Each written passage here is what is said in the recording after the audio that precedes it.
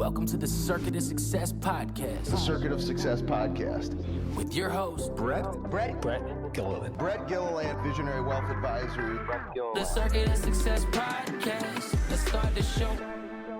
Welcome to the Circuit of Success. I'm your host, Brett Gilliland. Today, I've got my buddy, Brad Thompson. What's up, Brad? How you doing? I'm doing great, man. Thanks for having me. I was getting bored at the house. I'm glad somebody called finally. Well, yeah. I mean, you're doing radio now, what, part-time? Is that right? Yeah, filling in a little bit. It's been a change for me. It's been, as you know, I was doing drive time radio on 101 ESPN on the Fast Lane for like last 10 years.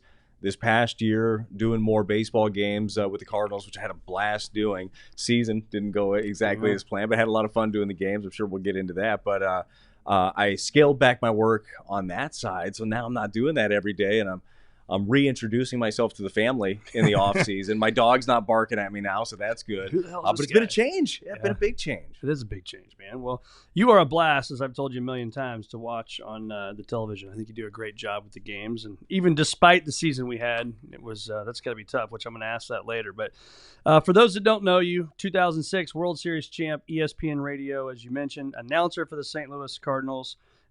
Just an all-around great guy, but just give us a little bit of lay of the background of people that maybe not know who you are. What's made you the man you are today? Yeah, well, look, I never expected or intended to be where I am right now. In O'Fallon, Illinois, live here. Yeah.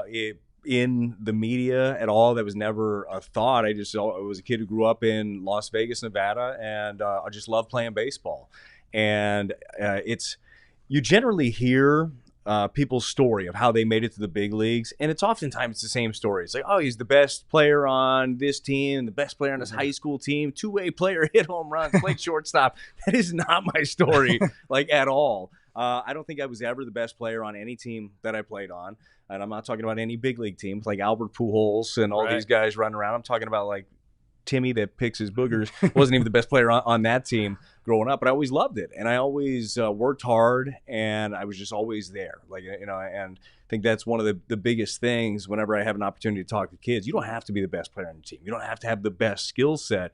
You have to care, you have to want to get better, and you have to work. And if you do those things, opportunities might come, and that was the case for me. Out of high school, I got an opportunity right before school was about to start to go to a smaller junior college in Utah.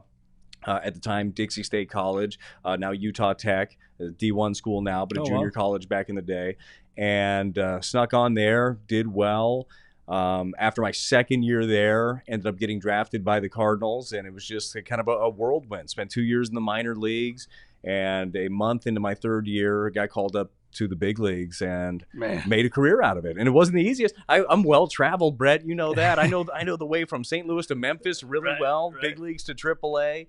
The ups and downs of it. I've been incredibly blessed, though, to be able to play the game that I love and do it as a living, and now jump into this, which, again, was an unexpected one. I think I owe you a couple lunches still from Little Kids Baseball. Can we talk about that on the podcast? Of course. No, I don't know. Yes. We didn't do that. We did not bet on lunch and his kids' We just team. Whips my kids' team all the time. And We had hunches of who was going to – well, I had a hunch. You You were betting with your heart. Exactly. Like, he didn't even have a chance. But, hey, we tried to make it happen. So I was going to ask you, too, have you seen Tiger Woods lately? No. Have you? No. Just in spring training. Just in spring when you and I were training. creeping around his restaurant. Damn it. So what's that private party out there? Looks like an awful lot of security for just a normal private party, doesn't it? You and I are peeking. Yeah. Tiger was there. Tiger was there. We were in the same restaurant. We're having dinner, Brad and I, and we're like, gosh, that's a lot of people. I think I even tried to go to the restroom and turn right. And Sir, you got to go this way. Yeah, exactly. And then we found out, I think, wasn't it you or me? Somebody got a text that Tiger Woods, they didn't know we were there at the restaurant. And they're like, Tiger Woods is at his restaurant in Jupiter. And I'm like, crap, we missed him. Yeah, it had his like daughter's soccer party Yeah. or something. Either way, I think that we could say we had dinner with Tiger. We had dinner with Tiger. Sure did. Yeah. They were signing their giveaway. You know, my kids, they give away like, Sour Patch Kids. I think Tiger's end of the year party, they had signed soccer balls from Tiger Woods. Oh, that's pretty good. And a whole new bag of clubs. A whole new bag of clubs. Well, good for them. So let's talk about post-baseball career, man. So, and you already mentioned this, but what did you think you were going to be doing versus what you're doing now? Yeah, so before I ended up signing with the Cardinals, I had signed to, after junior college, I was going to go back to Las Vegas and go to UNLV. I had signed to play there for the Rebels. And my goal was to go into criminal justice. I wanted to be an attorney, is kind of the direction that I thought I was heading. And obviously did not go that route, but that was like the thought that I was going to go get into criminal justice. I thought I wanted to go the route of attorney, and that was going to be the path. Now, the path took me through baseball, and it was a tough decision to make at the time, too, because I had the chance to have my school paid for, potentially get drafted higher maybe the next year, make maybe a little bit more money out of the draft, which I didn't make a lot of money. But I also thought, what if I never get this chance again? What if I never have an opportunity to say that I played professional baseball? I can always go back to school, but I can't always get this chance again. So ultimately, I landed on that decision, and so grateful that I did. But yeah, never thought that the media side was going to be a thing. And honestly, it wasn't even on the radar. I wasn't sure, Brett, what direction I was going to go. I knew I was nearing the end of my baseball career. I was playing independent ball. For those that don't know, independent baseball it's still professional baseball. You get paid, not a lot. You get paid nonetheless, but it's just not affiliated with one of the major league teams. I was playing in the Atlantic League, which baseball fans will know what the Atlantic League is. It's also been a league that's kind of broke in some of these Major League Baseball new rules before baseball breaks them in. But a lot of former big leaguers, good baseball league. But I was playing there, and I just I knew that I was close. Like velocity wasn't coming back. I had Tommy John surgery in 2010, and for those that know me well, velocity was never my thing anyhow. So losing a tick off the radar gun was not a big thing. But I got a phone call in the off season, and this was prior to my final year of playing. And it was from the program director at 101 ESPN. I'm sure I've told you this story in the past, but he called me and said, "Hey, I got your number from Chris Duncan." And Cardinal fans remember Chris Duncan, big time power here. Yeah, man, one of my best friends ever. Unfortunately, passed away, brain cancer. And this was in the beginning of it. Dunk had to leave for some medical issues. And program director called and said, "Dunk passed along your number. He said he thought you would be good at this. Could you fill in on a Monday?" I said, "My wife probably wants me out of the house right now. It's the off season. You can pay me a couple bucks. I'm going to sit around. I'm going to sit around and watch football all weekend anyhow. That's probably what you're going to talk about come Monday." So I did, and I took over the weekend. It was like copious notes, just like you. You're a note taker, right? I'm breaking down all these college games, all these NFL games. I come in, I get this stack of notes ready to go. I didn't know what to expect. I never grew up. I didn't listen to sports talk radio. I didn't know how big of a thing that was. And like that actually has been really eye-opening to me over the years of the connection you can have with the fan base actually doing that. But I never had that. So one segment in, I get called out into the hallway. And I said, "Oh, I must have said a magic word." I said one of the things that you can't say here. And I said, did that happen? He's like, no. He's like, "You're really good. Would you mind staying the rest of the week?" I said, "Yeah, I would love to stay the rest of the week." And that rest of the week turned into the rest of the off season, which actually turned into before I was going to play and what was going to be my final year. Didn't know it at the time. But they offered me a full-time position at that time on a morning show. I said, "Man, I really appreciate the opportunity. I can't do it. Like, I need to know that baseball's done." Because the last more thing left in the tank, right? The last thing that I wanted was to be sitting there and doing a job that I like, but wondering what could that have been like had I gone back. Maybe I found something, or maybe magically the arm reappeared. Now, fortunately, the arm didn't reappear, Brad. None of that stuff happened. But I didn't want that thought. I didn't want that doubt that I did the wrong thing. So went back and played, and after a few months in, I just knew the timing wasn't right. My wife Andrea, she was pregnant with our first. He was born in May. I came home for a week, and I was like, "Man, this isn't the place for me. I've got to be done. I need to go home. I need to be with my family, and I need to figure out what is next." So I made the phone call back to 101 ESPN. I said, "Hey, any chance you guys still got that job sitting there?" And I said, "We've been keeping a spot open for you." It ended up being in the afternoon show at the time with Randy Carricker and DeMarco Farr. I said, "If you're ready to come back, we're ready to have you." I said, "Well," and it was just the two of them at the time? Maybe? Okay. Yep. And because it was the three, Chris Duncan was the third on that show, and they had left that one open. And fortunately, I was able to slide into that spot and learned so much from them. Randy Carricker, one of my biggest mentors, and I love the way that DeMarco Farr, who's, he's now in LA, followed the Rams out there. I love the way that he went about it, the energy and the excitement that he had, and just kind of feeding off those guys and learning along the way and trying not to say any of those magic words to get me fired. Exactly. And 10 years later, here we are. It's amazing. Absolutely amazing. And I think, it's crazy when you think about your career path, what you thought was going to happen. I think so many times, we do planning for a living, right? And it's like, I plan these things, but there's sometimes other plans, and you just don't know what they are. And I think that's when you just got to have trust, and you got to have faith, and you got to do great work and show up every day. And because I'm sure there was days I've talked to other players that when you retire and that thing you love is gone and arguably gone forever, right? That's probably pretty emotional. And so to find that next gear, what was that process like for you?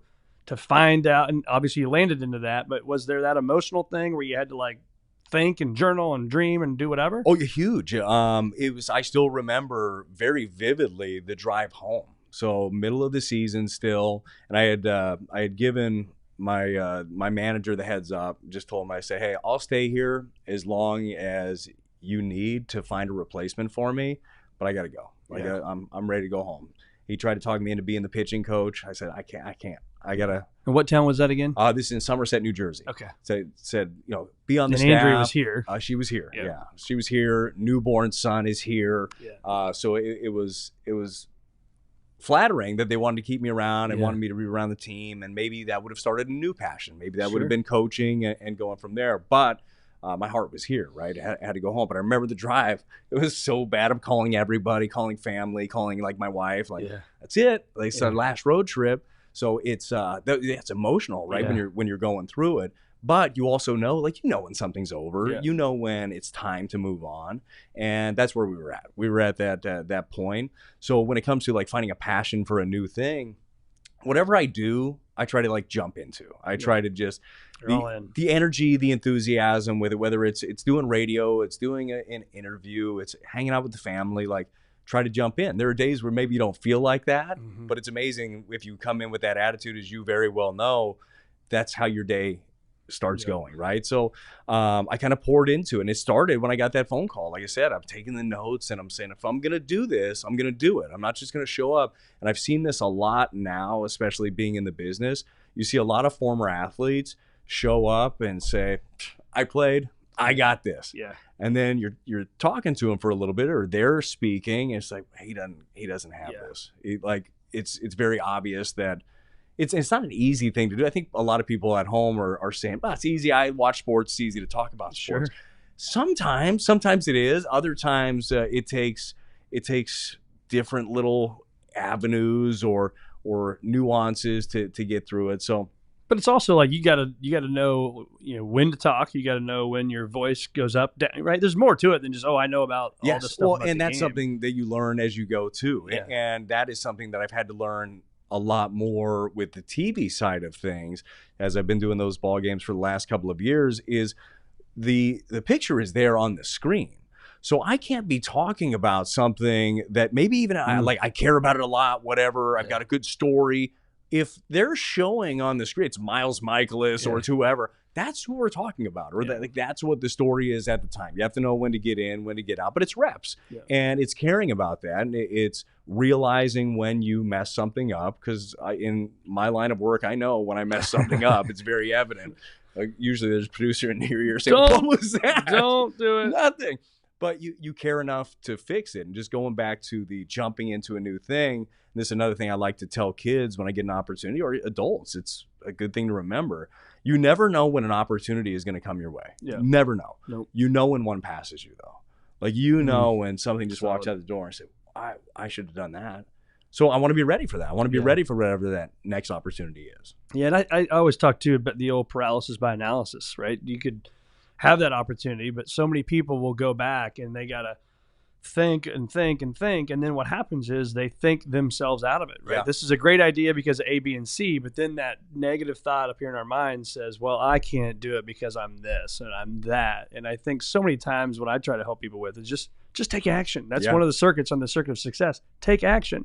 Doesn't mean you have the whole thing figured out, but if you trust yourself, again, I've said it a million times, you show up to work every day, good things are probably going to happen. For sure. Right? So liken this to baseball, okay? Because this happens a lot nowadays, paralysis by analysis. Yeah. We have all of this data. We have all of these analytics. Yeah. One of the most important things I believe for any athlete is trust your gut. Like trust you. Believe in your stuff. I don't care if this guy can't hit this or can't do that. What do you do well? Yeah. Like, what is your strength? And I think that's one of the biggest things in any walk of life. Like, what is your strength? Do you trust in what you're doing? If you trust in what you're doing, good things are going to happen. Yep. It might not be the direct route that you're expecting it to happen. Might not be just A to B very easy, but you'll get there at some point if you believe in what you're doing. That's right. Yeah, 100%. I think about my first job out of college. I was there for about 6 weeks. I don't think I've ever told this on the podcast, but I was there for 6 weeks. I was in the financial industry. It was a different firm. And I got a call on a Tuesday night that the guy that I was supposed to have lunch with the next day, my mentor, who I'd never met. Yeah. Tomorrow was the big day, right? Here I am, 22 years old. We're living in this tiny condo in St. Louis. My wife's got an internship at Barnes. We had one car, and I'm going to go this lunch. I get the call on Tuesday. He actually died by suicide. Oh my God. And jumped off a building, actually. And so here I am, this 22-year-old kid, and I'm getting ready to go start literally to knock on doors and try to build a business. And, you know, I've got acne. I'm like, I look like I'm 12. You know, I'm like, hey, give me your money. And so I said, I'm never going to be in financial planning. I'm never going to do investments. That's just not my deal. Yeah. I actually went to Busch Stadium. I was going to be the next, now John Mazalek at the time, Mark Lamping. That's what I thought I was going to do. I applied for a job. They said, we don't have any jobs, but do you know how to bartend? I said, yeah, I know how to bartend. They said, we need a bartender for the game tonight. So if the old Busch that you played in, right, they had, remember the left field, they had the stadium club? Yeah. I was a bartender in there. Long story short, I got another call from a company. They said, come in. Let's do an interview. I said, look, I'll come in for the practice. I was very upfront. Well, I spent 12 and a half years there, and now 10 years of visionary, and I've done nothing but investments. That's good practice. Right? It's good practice. But the point to that is, what is the point of that story, right, Brett? But I think the point is you never know, because what you said, you never know where it's going to go. Yeah. And it's how you take it, and then you take it to the next level by what you put into it. Well, and like to your earlier point, and tragic event, obviously, with your mentor, but that life is not your life. You know, like there are different things weighing on him than weigh on you. It's not necessarily the industry that you're in. I don't care if you could be in the happiest industry in the world or the saddest industry in the world. You could be in the happy industry and be a sad person. You could be in a sad industry and be a happy person. It's your mindset. It's the way that you go about it. And you just got to be ready for when that one pops up. But that is like, I'm thinking about the conversation that you had. It was Mark Lamping at the time. Yeah. So, and who runs the Jaguars now, right? Yeah. So I think that's right. I'm just picturing, it's like, yeah, I'm interested in this job. No, but bartending. Yeah. Like that's like what a drastic. What just like, happened? Let's see if this kid will do that. Yeah. He will. Yeah. But that's one of the things too. Like and this is a big thing in the radio industry. If someone asks you, hey, can you do X, Y, or Z? Yeah. Yes, I can. I can do that. And you can dig in, you figure it out. Can you interview so-and-so? You might be a young producer. Yeah, I can do that. That's a chance. Yeah. Like that is an opportunity. You might be scared to death. Nobody knows what you're feeling. Nobody knows what you're thinking as you're going through it. Take the opportunity. The answer is yes. Can you do it? Yes. I'll figure it out. Yeah. Well, Danny Mack said in this podcast, he said he started he was running tapes or whatever they called it back then, right? He's like, literally, they'd be on a cart. I'd run them from one room to the other so the guys could talk about on the air. And, yes. Look He's cutting up film. That was a thing back then. You actually had to cut up tape. And yeah, it's crazy. So how do you draw up on your playing career now being an announcer? Do you think back to your playing days? Like, does that play a role in the booth? Yeah, it does. I think back to more so like than referencing my career, which is lackluster. Like I'm actually going to go World back Series champ. Darn right. I'm going to have you say that a few more times as we go through this. No, more so I think about, first of all, I think about emotions. I think about the emotions of what a player is going through at a given time. Because it is very easy to sit where we sit. You're high up and you're watching on a screen. You see the field in front of you. Game looks easy. Like it looks really easy when you're watching at home and you're having a couple of cold beers. Like, why didn't he hit that ball down the middle? Then I realized I've stood in that batter's box. I've been on that mound. I've done it during the regular season. I've done it in the postseason. I've done it in the World Series. It is a different perspective when you're actually going through it, and things aren't that easy. So that's one of the things that I really try to remember when I'm in the booth and I'm doing games. It's not that easy. So I'm not going to also lie to somebody when you're watching the game. I'm not going to spit on you and tell you it's raining. Right. When something is bad, it's bad. But I'll frame it in a way where, hey, 9 times out of 10, he's going to make that play. Yeah. Because I believe that. Yeah. You know, I believe that the good things are going to outweigh the bad things. You have to mention the bad things. Right. Talked about the bad season that the Cardinals had, 20 games under 500. It's hard to sugarcoat that, right? But you also have to believe in the fact that you didn't have a losing season since 2007 before that. We were very spoiled. Yeah, and you know that good things are going to be on the horizon also. But yeah, I always go back to being in those shoes, what it's like. And then the other thing that I lean on a lot is the preparation. I know what the preparation was like as a player. I know how I would dig in and learn about these hitters. Now, there's far more information now than there was when I was playing, and maybe too much information for some guys. I think that's one of the biggest challenges, is how to spoon feed some of these players the information that they need without giving them the quote-unquote analytics, because some guys can't really handle the numbers of it but need the information. But I think about that, and a lot of times maybe you'll hear me during a broadcast thinking ahead. Say, hey, if in this spot, I would go with this slider down the way right here. Well, I've scouted him just like the pitcher scouted him. I scout the other team's tendencies and all that stuff. So ahead of time, I feel like I know what direction they should be going in. Now, that doesn't mean it's always right. I watch video breakdowns, scouting reports, all that fun stuff before games. I nerd out with it now, Brad. Like, this is what you do in your hotel room on the road. I do. Like, I sit there on the road and I'm like, digging into video and watching hitters against lefties. Do you have like the iPad that the players are watching the same thing? I don't get their good proprietary information. I have to dig in and find my own. I should really call in some favors and get that good stuff. Help a guy out. Yeah, just helping the broadcast instead of all the search engine stuff. But no, it really is. It's fun, and it's like anything else. I dig in and do this thing because I want to inform the viewer, and I want to be right. Like, there's a pride in I'm not just saying stuff to say stuff, but there's also the humbling nature of baseball's ever changing, and somebody's thought process is totally different. I might know from and this goes back to trusting yourself, I might know from my research that I did in my hotel room in Milwaukee, sitting there, that 0-2, a slider down and away, that is the best pitch for Willie Adames. He'll miss it by a mile. I don't know what the guy on the mound feels when he grips his slider. There are times where a pitch in your hand feels amazing. There are times where even if you know in your head it's the right pitch, you grip the baseball, you say, this isn't it. And then you switch it to another grip and you say, this is the pitch I want. Let's go with this one. So, like, that's where, like, the human element really plays in the game of baseball, and I love that. Well, and also, you don't know what he did last night. You don't know if he got in an argument with his spouse, 3 hours before the game, right? There's so much emotion in it. So, for you, how much of it your playing days, how much of it was physical versus, emotional or psychological? I think it's a good balance. The physical part of it during the season, at least for me, was maintenance. That was, you maintain the arm care, you maintain all of the stuff that you worked hard in the winter to grow. Like, that was the growing part of it. But playing a big league season, 162 games in 180-something days, like, it's a lot. It is a rigorous thing. So that's where the mental part of it comes in. And I did this mainly as a bullpen guy. I started a bit in my career too, but mainly as a bullpen guy. Everyday players that have to answer the bell every day, that's a different animal. You go 0 for 4 like 3 days in a row and still being able to put in the work. And that's where having a routine, and Brett, I know you're huge on routine and just having something that you could rely on day in and day out. To me, that's the biggest thing. You put in the work, you do during the season and the off season. You do what you know has made you successful in the past. And even if you don't get the results, you can look yourself in the mirror at the end of the night and say, hey, I did everything that I could. I'm going to do it again tomorrow. So being able to answer the bell and being able to be consistent in the game of baseball, that's the hardest thing. Like, it stinks to be the guy that is standing there on the mound at Wrigley as they start playing that Go Cubs Go song. When they walk you off. That sucks. It's a bad feeling.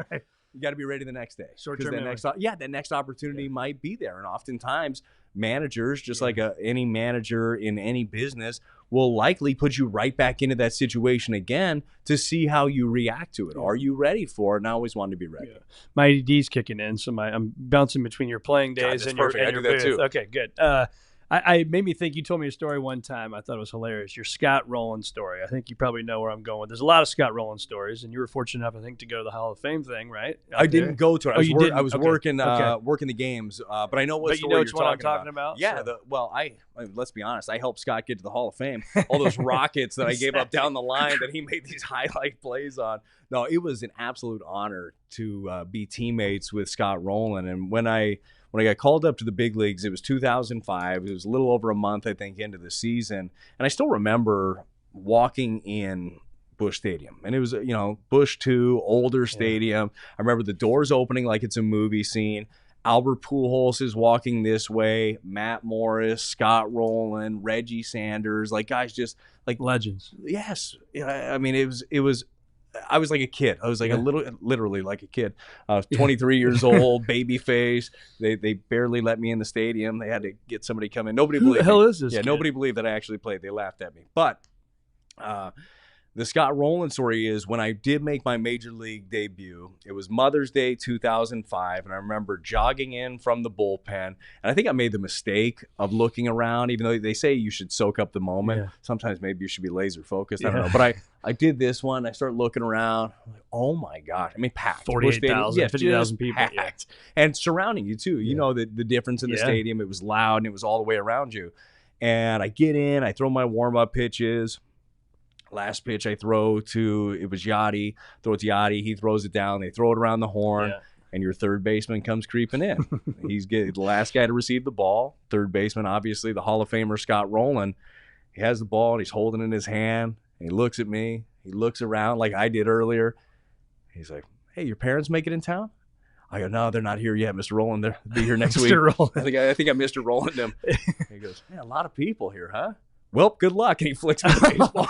It was like, okay, Mr. Rowland. Awesome. That is awesome. But like, good luck, kid. Yeah, have fun. Let's see what you do with it. And it was a really fun experience, obviously, to make a major league debut. It was so memorable with that. And it's also really nice to know you have a safety net like that over at third base, where anything that you hit that way, you never had to look at the left side of the infield because him or David Eckstein was going to pick it up and you were going to be good to go. And on the right side, you got Pujols at first. Yeah, you were going to be good to go. Second baseman was... It bounced around that year. Hey, I had, I think I had some, Belliard late. Yeah. No, the Belliard was late in 06. Grizzlonic was there in 2005. So bounced around a little bit on that side of the infield. What a team, though. Had Jim Edmonds in center field. Like, just hit it. Go ahead and hit it. Try it. Just anywhere don't walk between anybody. the gaps. Don't walk anybody. You'll be good. So how do you prepare for a game now? Like, what's that like for you? Yeah, a lot of it is, like we were talking about before, is one of my first things that I do is I prepare like I was pitching against the opposing lineup. So I'll dig in. I'll look at the tendencies and all of that stuff. I'll look at their last couple of weeks of what they've done and all the heat zones and all that good stuff. Then you're obviously looking at your starters arsenal for the day. But I'll dig into bullpens, who's thrown a lot lately, who's likely going to be down, try to manage my way through games like a manager would. Turns out I don't make some of the same moves as other managers because I don't think as fast as some of these guys do. But that's part of the preparation, just watching. And it's a lot easier doing the games the more you do. So the reps that I got this past year, it was easier to do the job because you're around these guys every day. You're watching them every day. When you're in and out, it makes it a little bit more difficult. You feel like, not that you're not watching at home, but it's different when you got your family running around, you're cooking dinner, and like everybody watching games, you miss certain parts of it.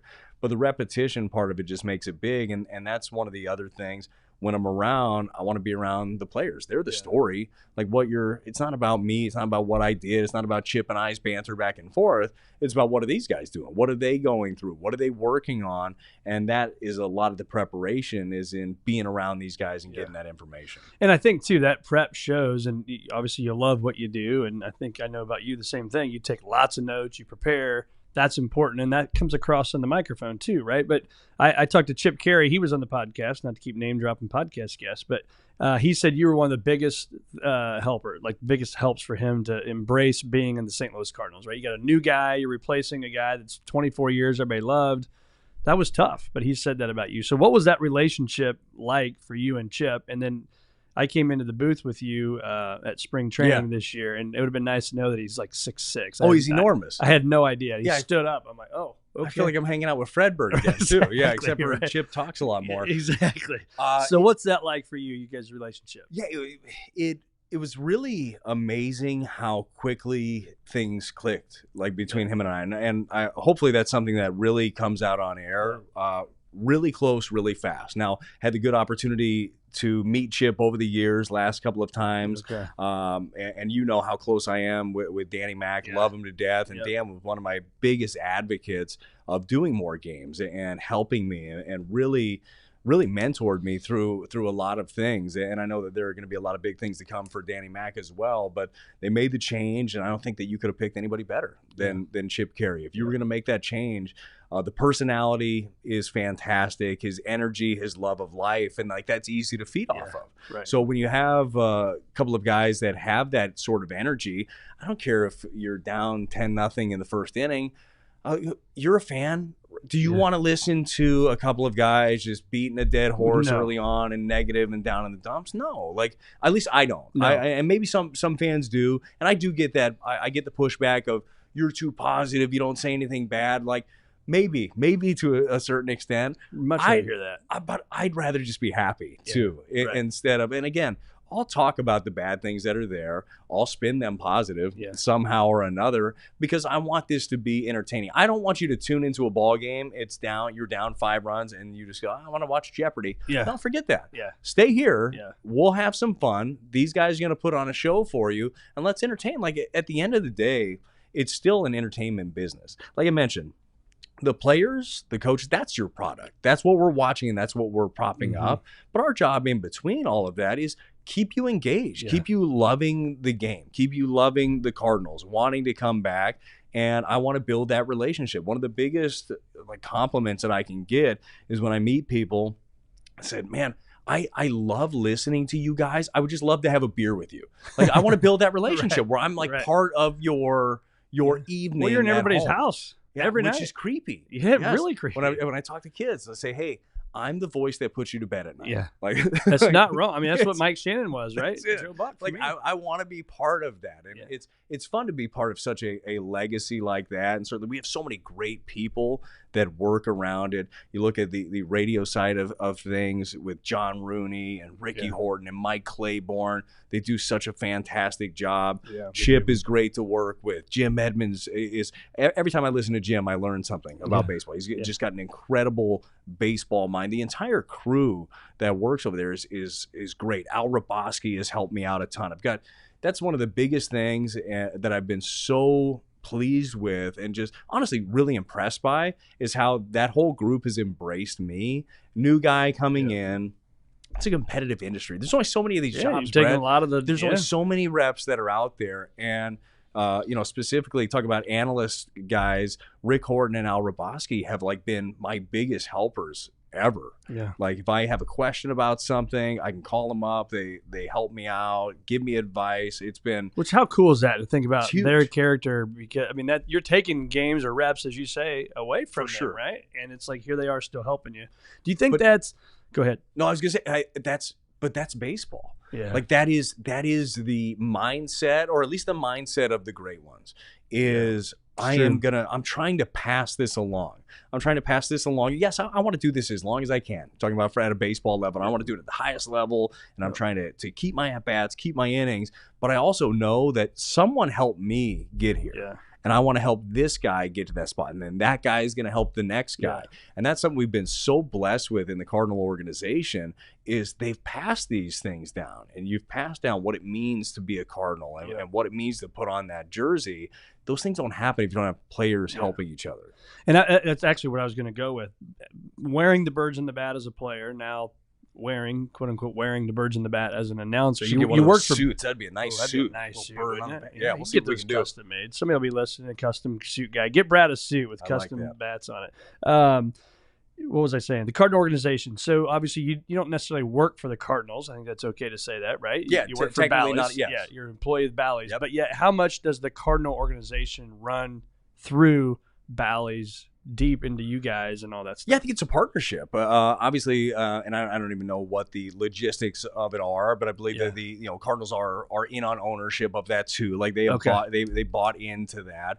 But I feel like they work together. That's kind of how the crew is. I know that the Cardinals have a say of who is on their airwaves and who's talking about their games. And I'm so happy that I've been able to carve out a niche and have the relationships that I have with people within the organization. Just like I did as a player, every time that I'm doing a game now as a broadcaster, I'm trying to keep my job. Like I'm trying to get, I want to get better every day, and I want to learn more and more. And I also realize someone's always coming for this job, right? So I want to put my best foot forward every single day and just continue to try to stay in everybody's good graces and do as best of a job as I can. What's been the most memorable baseball moment for you as an announcer? Man, that's hard. There have been so many good ones, especially in the last couple of years. I mean, you had being able to be on the call 2 years ago as we knew the future of Yachty and Albert. You knew that they were going to retire. Didn't know at the time the future of Adam Wainwright. Yeah. But those three walking off the mound together. Chills, I mean, it's just an unreal sight, a picture that you'll see forever in Cardinal history. That is a big one. Albert Pujols hitting number 703, like the final one, was a big one too in Pittsburgh. Now, I would say 699 and 700. But, I literally thought about you that night. We were in my Apple basement. TV. We had people over on Apple TV. I'm like, that sucks for really, BT, Albert? man. Both of them? Couldn't take the night off. That hurt. So that's one. And maybe I'll change this story. It's like one of those fishing stories, like the fish will get bigger and bigger. Yes, because I was in LA. We were doing the games. Yeah, because you did it the night before. Did it the night before, did it the night after, Brad. Son of a gun. But I was watching that one on my iPad in my hotel room, and they asked me, say, hey, do you want a ticket for the game? I said, no, I'm going to games every day. I don't need a ticket for this game. What's he going to do? Hit two? Could possibly happen tonight. In a couple of years, though, that story will be like, and he hit the home run. And then do you remember him going back and giving the high five? That was me. Yeah, I was there. It wasn't Beltray, it was me. Right. That was funny. Speaking of Beltran, you said Beltray, I think you said. Yeah, I think Adrian Beltray, but Beltran. Beltran. What was that moment like? I mean, he was a Cardinal killer, right? Oh, yeah. And 2006, NLCS, 2 men on. I think Cardinals were up, 3-1, bottom of the ninth. Tight. I mean, I remember like it was yesterday watching that game. What was that like, obviously, being there and having a uniform on? The NLCS, and specifically that Game 7, is far more memorable than the World Series to me. And I think that for anybody that was in it and viewing it, that was, you go to a Game 7, you have so many ups and downs throughout it. You still remember the Endy Chavez robbed home run of Scott Rowland, where it's like, where did that come from? Like Tyler Johnson, left-handed reliever, and myself were right behind. Like you see Chavez's arm. We're right behind that wall in the bullpen. Like, no, I was going to catch that and give it to Scotty. Yes, but that place was so loud. Shea was loud. Have you ever been to Shea Stadium? No, Had you been there? No. So it was crazy loud, old school speakers in center field. The Apple would pop up. I'm telling you, the place would sway. Like you could see it swaying. It was just an energy there. It was New York. Like it was New York, passionate sports fans in the biggest moments. And then Adam Wainwright, the rookie, comes in and does that. And I know you've heard Adam talk about him and Yachty going through that. He starts him out with a changeup, which is a pitch that he never throws. Like it just had the Yachty's like, hey, this is the pitch, do it, and then set everything else up. Well, it changed his whole career, probably, right? I mean, you think one, the confidence, but number two, the confidence to listen to a guy tells me in this moment to throw a pitch. It's not my best pitch that I'm not the best at, right? Yeah, but throw it, trust it. And he did it, and then holy crap. Yeah, well, and remember too, that was. I mean, 2 years into Yachty's career? It wasn't like he was he came up in 04. He wasn't the cagey vet. Yeah, 04. Yeah. 04 was his first year. Yeah, well, he wasn't like the cagey veteran at the time, but you already knew what he was, and you knew the preparation that was there. And Adam had that trust in him and also had the trust in his abilities. So if that's what you believe is going to be right, let's do it. And I'm sure that if he felt it in his hand and he was like, this isn't it, he wouldn't have done it, but he trusted in Yachty. He made the pitch, and then obviously made the pitch with the biggest breaking ball of his career. That's where Uncle Charlie was probably coined. Sure was. But I think you bring up a great point. Like, what if that went a different direction, right? What if Beltran hit it out of the ballpark. Now, I still believe that Adam Wainwright, a man of conviction, a man of he's been knocked down plenty in his career. Yeah. I still believe that he would have carved himself out quite a career. Yeah. But what a way to start it. Where you do that, and then you transition into starting Cardinal Hall of Fame. You weren't even the closer. Izzy was the closer. Yes. Right? Well, he was, and then Izzy got hurt, and then he had to take over. Yeah. So he had to learn that on the fly. And again, you want to talk about mentorship. You want to talk about a guy that was going through probably one of the lower times, injured, hip, everything was banged up for Jason Isringhausen, who is one of my biggest mentors as a player and one of the best people I've been around. Yep. But he helps mentor Adam Wainwright through that, what it's like at the back end of games, what to expect, the highs, the lows, like all of that. Yeah. That's a hard thing to learn. When you're like a middle relief guy, you have a safety net. Your team could come back and you gave up 3, but who cares? Well, we won. Yeah. Like, do that as a closer, you lose. Yeah, totally. And then you're the GOAT and not the good one. Yeah. And then you got to come back the next day, and you have to have the right mindset. I think that was a learned mindset. It's also Adam Wainwright just has that something special. Yeah. He's just built that way, of course. But having that mentor early, I think, helped him as well. Yeah. So talk about the adrenaline of that. I'm one of these guys that I watch sports, and man, I feel the moment. Like, I just would dream about walking into that stadium or walking onto that court or making that putt, whatever it is. I feel the adrenaline at a much different level, obviously, but you can feel it. So for you, having the adrenaline, man, phone rings, they call it up. Brad, you're coming in. Game's online, right? You're coming in, you're walking out of that fence. You got to run to the bullpen or run to the pitcher's mound.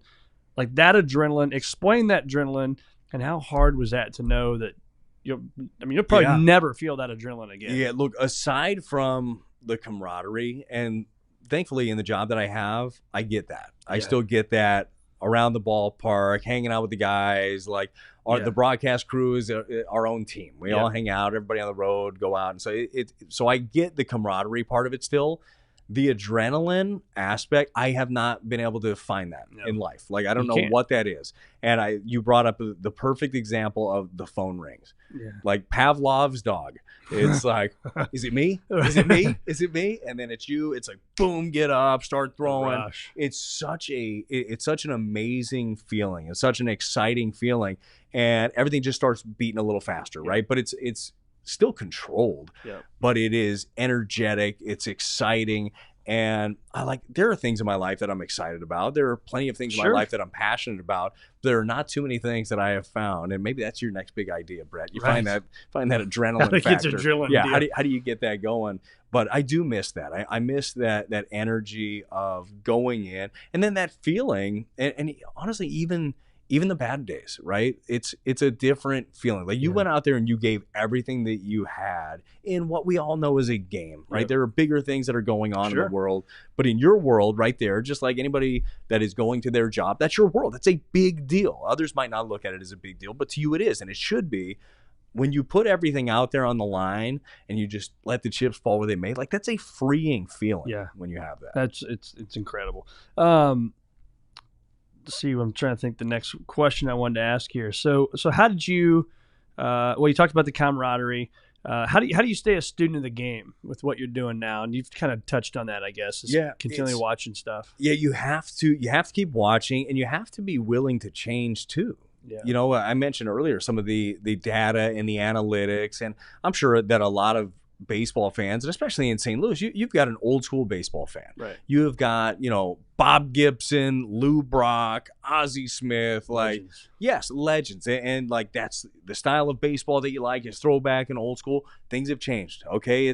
It's 3 true outcomes. It's home runs, strikeouts, and walks. It's missing bats as a pitcher. It is velocity. It's spin rates. It's exit velocity. It's all of these different things. And I can't talk about a job is to grow the game. Mm-hmm. I can't sit there and be like, that doesn't mean anything. That doesn't matter. It does matter. Right. And it does mean something. These evaluators are evaluating off of some of these things. Yep. Scouts are scouting off of some of these things. Guys are getting paid off of a lot of these different power numbers that are out there. It means something to a lot of these different guys. So one of my biggest things that I try to do is, even if it's something I'll read on the surface first or see a new stat come out, Like, that seems stupid. Let me dig into it at least. Like, let me Be open-minded. Exactly. Let me continue to learn about this, or let me figure out a way where I can feed it to a viewer or somebody just passing by. Say, hey, what does this mean? Say, let me make it make sense to them and make it matter to them, where it matters to people in like the analytics community. But I try to keep up as much as I can with all of the other teams in baseball. I get home, I'm watching MLB Network like every other baseball fan, because a lot like playing. Henry's like, turn that crap off. Oh, yeah, for sure. I have to go in the basement. I go home, I go right in the basement. But a lot like playing, I can't just go home after a game. I don't care how long the game was. I can't just go to sleep. There has to be that unwinding period, because that's as close as I get to the adrenaline now that we were just talking about, that in my ear, right in the headset, 3, 2, 1, live. And like, boom, it's like, okay, here we go. Like, this is real. Brad, don't say any bad words. That's the nice thing about a pay podcast. Attention. You can cuss. Yes, that's great. I don't want to get used to it here, though. Right, exactly. and then do it. Why do did you get fired? Later. Well, Brett said. Yeah. Talk about the pitch clock. Did that change the game this year? It did. It did. And being an old school baseball person, I hated the idea. Yeah. Hated the concept of it. I liked being able to be that high horse guy, Brett, where it was like, well, we're the only game that doesn't have a clock. Oh, yeah. We're not. We're not. Damn it. But and this isn't just a broadcaster standpoint. Look, I get a half hour back every night, it seems like. True. So that part of it is nice. But I really do believe the game wasn't meant to take 3 hours every night. Right. We've slowed things down, and a lot of it has been the information slows it down. Like, a lot of that takes time, and the evolution of the utilization of bullpens, where it's matchups in the 6th, 7th, 8th, 3 9th. pitches and they do it again. Yeah, exactly. And obviously that rule changed too, at least with the 3-batter minimum a couple of years ago. So that sped things up. But I really don't. There's no reason to be out there and hold the ball for 30 seconds. Yeah. Like, there's not. Now, I don't like the limited pickoffs. I don't enjoy that. I think that you should be able to do that 10 times in a row if you want to. I also believe that the pitcher should be granted a timeout just like the hitter is granted a timeout. I feel like that should be a thing. That's a great point. It just doesn't make sense, right? Did you write that in? Being, I put it in Rob Manfred's his box out there, the suggestion box. We'll see how that goes. I think a lot of pitchers have been beating that drum, but I think that's something that might end up happening at some point. But I do think that the pitch clock, it did a good job of speeding things up. And I really do believe, and I don't know if there's actually hard data to back this up. I'm sure there is, because there's data for everything now. I think that it has affected the hitters as much, if not more, than the pitchers. You have a lot of hitters that take their sweet time getting into the box, adjusting their batting glove 50 times. Skip Schumacher, manager of the year. Congratulations to him. But there are guys, and Skip would do it fast, all right? Skip would be in the box, do it fast. But there are some guys that would take such a long time doing stuff like that. There's no need for it. Get in the box, get ready to hit. Get on the mound, get ready to throw the ball. Now, the only one that, I'm not sure I love is the pickoffs. And I think that one of the biggest weapons that a pitcher has, and again, I understand why baseball's doing it. They want to speed up the game, but they also want to add more excitement. Stolen bases are exciting. One of the biggest weapons that you have, though, with runners on base is your ability to hold the baseball. So if you are there and you got a burner at first base, if you can just hold the ball, and a few seconds feels like an eternity for a base stealer that's ready to move, that can slow them down. Yeah. Now you have a countdown. So that makes it a little bit. And then the next time you go quicker, so you can't get in with your cadence. For sure. Yeah. For sure. So that changes a little bit, but you still have 20 seconds. Now they're talking about bringing that down to 18 with runners on. You still have the ability to do it. You just have to mix it up a little more. You know what drives me nuts? I don't know why it drives me. I'm like the old man Brett getting mad at these young baseball players. Is when they pull, they go to their back pocket and they're pulling the card out. I mean, I understand what they're doing, but I'm like, at what point do we not? We're a professional athlete, and we got to put some work in, and it's not some guy handing me a card and say, okay, when this guy's up, then you're going to stand here. Like I just miss the gut feeling and doing what you think you should do. That's part of the game. Yeah, and I agree with that. And I think there are a few things. I think that we get so caught up in he's supposed to do this that when he does the other thing, we're not ready. Yeah. So letting those instincts, letting that athleticism take over, I think is important. It just goes back to where is the fine line? I think that if you're neglecting the data and all of the things that have happened, you're doing it wrong. Yeah. If you're just going fully on gut instinct, you're doing it wrong. Where's that middle ground? Where can we find that where we still allow the athleticism? We give you the prior knowledge of tendencies, but you know that anything could happen. So I like that part of it, because our athletes now in the game of baseball, they're bigger, stronger, faster, more athletic than they ever have been before. We're not seeing it. We don't see that athleticism anymore. And I think that was part of the idea of limiting the shift, is having more rangy athletes, is not having a second baseman standing in right field when a guy hits an absolute missile that used to be a hit. Well, just about ruined Matt Carpenter's career. Oh, for sure. You know, for sure. So again, I don't know if I like that either, the limiting of the shift. I go back and forth, because like in my brain, I say evolve, right? Evolve as a hitter. Yep. They're all standing over there, hit it over here. Well, that's what I don't understand. Is I'm like, for Carpenter, I'd be yelling at the TV like that stupid fan. I'm like, if they're all over there, just slap that thing down the line and fix it. Couple of things, right? Couple of things that go into it. And it harkens back to when I said it looks easy from up here when I'm watching the game. Absolutely. So I couldn't even stand in the batter's box. I'd be scared to death. But. A lot of times they say, hey, just hit a ground ball the other way. Well, the pitcher knows what your tendency is, that you're a pull hitter. They're going to pitch you to it. You're going to get a lot of cutters in. You're going to get they're going to let you hit it that way on the ground. Impossible for you to try to do it's that. very difficult when somebody's trying to get in your kitchen to hit it the other way. And then the other part of it, Brett, is monetarily. Monetarily, you don't get paid to hit 300. And it sucks to say, but these guys get paid for doubles and homers. And doubles and homers aren't coming slapping the ball the other way. So this is next level. This is Rob Manfred and company better get together with like Elon Musk or something. Right. But like, how do we incentivize the game where that does get you paid? Where it's the ground ball to the right side to get the guy over. That's a quantifiable stat. Like winning baseball should be the goal all the time. Yeah. Realize that people have you have a small window to go out there and make your money. Yep. And you get it again. It's strikeouts for pitchers, it's home runs, it's doubles. But man, there are times in the game where I need a ground ball to that one side, where I need that sacrifice fly. I feel like there's got to be a way to encompass that more into winning baseball for everybody, and have a pool of money for that, or the guy that hits the single and hits 300 or whatever. I feel like we're losing our complete baseball players, and it's not the fact that these guys can't do it. Like, that's the frustrating part. It's just the fact that the game doesn't benefit them doing it. Yeah, that's a good point. So do we talk about the Ohtani deal? I mean, do we dare go there? I should have played better. That's one of the first things that I think about. Well, you should have been a right fielder as well as a pitcher. You think so? That's talented. And those all would have been good. 7 years, $70 million deal with, what was it, 68 per deferred? Yeah, so here's my question. And you're the financial guy. Right. And so here's what I don't understand. Maybe you know this, maybe you don't. And I haven't read it anywhere to see if it's out there. So if I'm the fan, let me go on my soapbox for a minute. If I'm the fan, that's just great for the next. Is it 7 years or 10 years, whatever it is? Oh, yeah, I'm sorry, 10 years. Yeah, 10 years, $700 million. I'm excited for the next 10 years, assuming he stays healthy.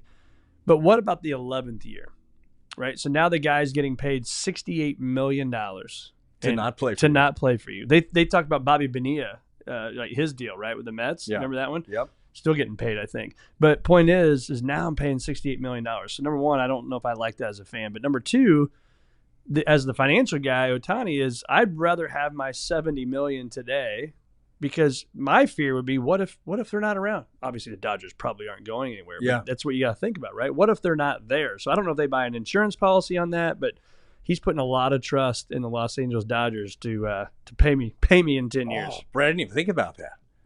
That's why I have guys like you. That's right. That think about things like this. So one of the ways, I guess, that he is able to do this, not that you want your money and you want to be able to utilize it and want to be able to grow it.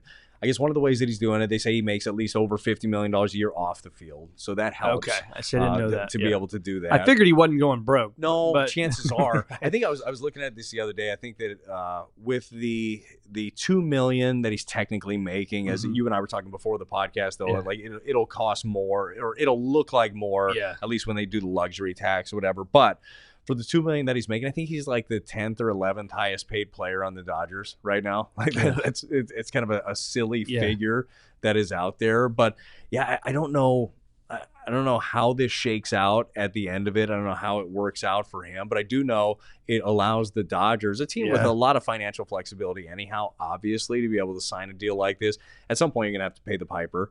But it also allows them to go out there and add more pieces. They already made the trade. They brought in Glass now, and they signed him to an extension. Apparently, they're still in on Yamamoto, which is crazy. And who knows, by the time somebody watches this, maybe Yamamoto has signed. Right. He's met with a few different teams. Don't believe the Cardinals are one of them at this point. Maybe they are. Mystery team. We'll go with that, mystery team. But it's if you are able to structure a deal like that, it sure does provide your team some flexibility. And I wonder, like, what doors is this gonna or this Pandora's box? Like doing. Well, I think the advertiser dollars they're gonna be able to get. They'll pay for that. They'll pay for that. That's why unfortunately, Ohtani can't. Well, I guess he can.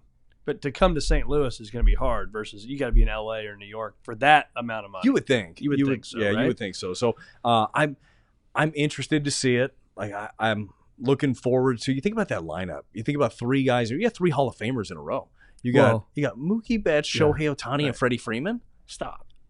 It's incredible. Yeah. You know who's going to be calling his game? Who's that? Brad Thompson. That'll be fun. I mean, right? Hope I get the Dodgers series. Isn't that who we open it against? Oh yeah, in L.A. Right in the beginning. I mean, BT it's in the Shohei big time. City because he'll be. Yeah, he's back. He just has to DH next year. Just right? gonna DH. So he'll be ready for opening day. Real quick, yeah, and he will be. That's another thing you want to think about this investment. That just tells you off the field they're going to make all their money. Yeah. They're going to be fine. You have a lot of smart people crunching the numbers over there with the Dodgers. What if he doesn't pitch again? I know. He's had 2 elbow surgeries. Oh, I didn't know he's he had had Tommy 2. John, and then he's had whatever this last one was, which I think that they've kept close to the vest. Obviously, the Dodgers have to know exactly what he had. But that's a lot. That is an enormous risk, but it just tells you the unicorn that Shohei Ohtani is, that even with the murkiness of the future, maybe to them it's not murky at all. I just think 2 surgeries, one area is a little scary when you're investing like that. Yeah. Like that is a lot to be thrown out there. For I think the rehab, I mean, you know that from experience, right? I mean, the rehab to come back to that, who knows what's going to happen with the arm. It's scary, man. So last question for you, Brad, is you think about your amazing, well, now I got 2 questions for you.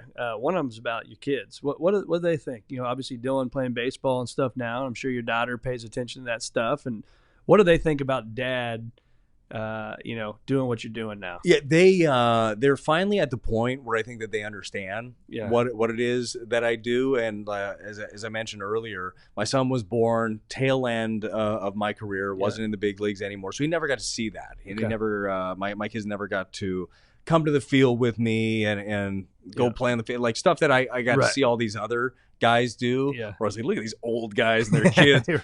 My kids never got to do that. Like, what a great thing it is for all these kids that get to kind of grow up in a clubhouse.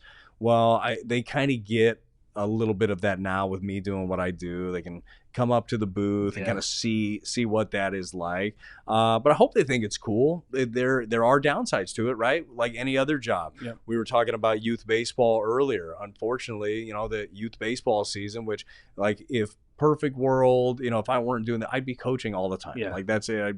I'd have a youth academy and be doing all of that. I miss a lot. I miss a lot of the kids stuff during the summer, and that part of it is very difficult. And that's why this time now in the off season is so great to be home and be able to pour in a lot more. But I think that they like it. But I'll be honest with you, I think the biggest thing that they get a kick out of is that I know Fred Bird. That's it. Like that. And you do your show. Fred Bird's my in. Yeah, I got the Cardinals Kids TV show. That's my in. That's awesome. And that last question I was going to talk about is obviously the community is very important to you and your amazing wife. You guys do awesome stuff for our community here in St. Louis. But when you think about legacy, I mean, what do you want the Thompson family to be known for? And what's important about that to you? Yeah, man, it's a great question. No, honestly, I'm not sure how much I've actually thought about legacy. Like I thought about down the road, but I know this. I don't ever want to be the person that is walking up and you're like, oh, here we go.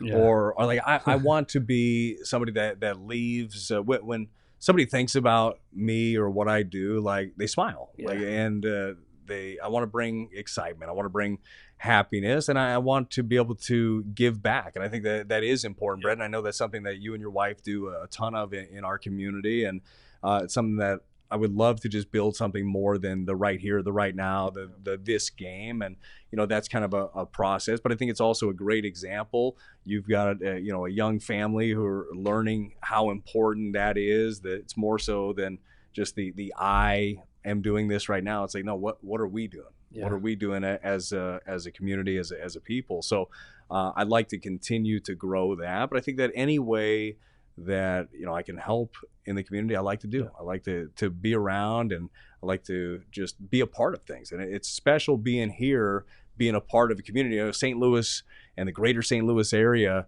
is it's big, but it's small. Like it feels like a family, and it's nice to be a part of it. Looking for the date exactly. I should know that. But speaking of stuff for the community, for those listening, February 10th, put that on your calendar. The KC Hall at O'Fallon, Illinois, Rock for Hope. Our nice. Swing for Hope charity. We've got a band, the Nashville All-Stars is what we're calling them. Okay. It's like big country music people. It's like their guitar player, their drummer, their whatever. Yes. When they're not traveling with their main people, they come together. And so they're coming here from Nashville, Tennessee on February 10th. At the KC Hall. We're going to raise some money. We're going to kick cancer's ass and listen to an amazing band. So maybe you'll see Brad Thompson there. Oh, no doubt. If I'm in town, I'm there. You're there. How long have you guys been going with Swing for Hope? Since 2007. It's been amazing, man. A long time. It is a long time. And so, the story, my mom's mom and her grandma and two of her aunts were all diagnosed with cancer at the same time within about a 6 or 7 month period. And so that was a lot. And so we were driving and thinking, what are we going to do about this? And so we started our charity. And so with amazing people in the community, I look out the windows here. I mean, we couldn't do what we do without the people and our board and people like you that show up to events. It's awesome, man. So thanks for asking. But this is about Brad Thompson.